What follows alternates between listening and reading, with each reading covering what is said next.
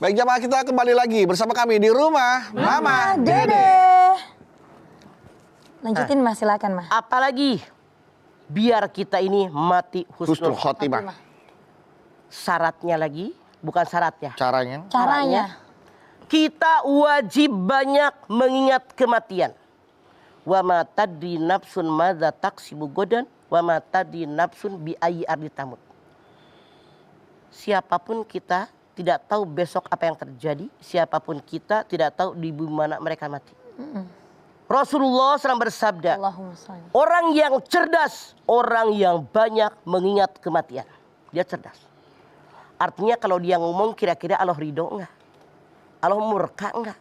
Kalau dia berbuat, bersikap, Allah ridho enggak atau murka dengan sikap saya? Dia akan rem. Dia kendalikan sesuatu yang tidak disukai oleh Allah dan Rasulnya. Dia kerjakan hanya ini diperbolehkan, yang dihalalkan oleh Allah dan Rasulnya. Tuh orang yang cerdas Rasul mengatakan. Cerdas ya Ma. Jadi banyak mengingat kematian.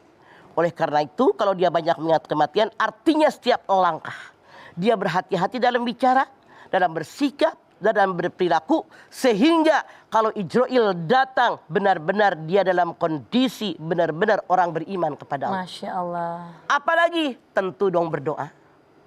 Berdoa ini hukumnya wajib karena orang yang sombong, Rasul mengatakan orang yang tidak pernah berdoa. Kita mohon sama Allah, ya Allah, udah maksimal tadi kan usaha. Iya udah. Sesuai dengan kemampuan, lalu diiringi doa. Ya Allah, matikan kami dalam keadaan husnul khotimah. Itu doa yang sering kita baca. Kita mohon sama Allah. Caranya bagaimana lagi? Carilah lingkungan yang baik.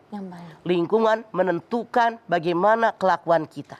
Ya ayyuhalladzina amanu taqullah haqqa tuqatih. Ya ayyuhalladzina amanu taqullah wa kunu ma'as-shodiqin. Hai orang yang beriman, bertakwa kepada Allah dan bersama-sama orang yang benar, yang jujur, orang yang baik. At-Taubah 119. Jadi seperti itu. Kalau semuanya sudah kita lakukan, kita mohon kepada Allah, insya Allah diberikan yang terbaik. Kenapa? Amin. Dikatakan, ada orang yang selama ini sudah melakukan amal kebaikan. Seolah-olah kalau dia mati, surga selangkah lagi. Masya Allah. Tapi ternyata di akhir kehidupannya melakukan perbuatan dosa, maksiat yang dilarang. Akhirnya dia su'ul khotimah. Ya Allah. Ada orang yang berbuat jahat, Masya Allah. Tapi di akhir kehidupannya dia banyak berbuat baik. Akhirnya husnul khotimah. Masya Allah. Jangan kita berprasangka buruk sama orang. Kenapa dia husnul khotimah? Kan suka ada yang bilang, kayaknya nggak pantas deh kelakuan dia begini-begini. Maaf. Jangankan dengan orang yang tidak serumah. Suami istri, anak-anak yang serumah saja.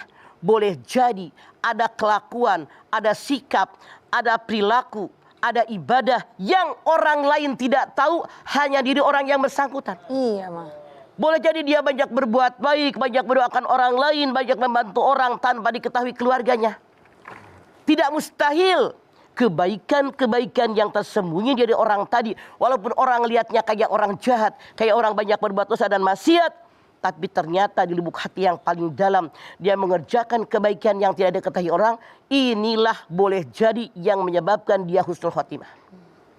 Boleh jadi orang yang kita bilang tadi baik, tapi di hatinya mengerjakan kebaikan ria, pamer, ujub, sum'ah, takabur, pengen dipuji orang, Ya Allah. pamer sama orang dan seterusnya. Tidak mustahil. Makanya tadi yang dikatakan sudah baik sekian lama, di ujung kehidupannya berbuat jahat, dia su'ul khotimah. Makanya hati-hati. Ya. Banyaklah kita melakukan perbuatan baik yang tidak perlu diketahui oleh orang. Hari gini di zaman medsos, jangankan berbagi, baru masak sop aja.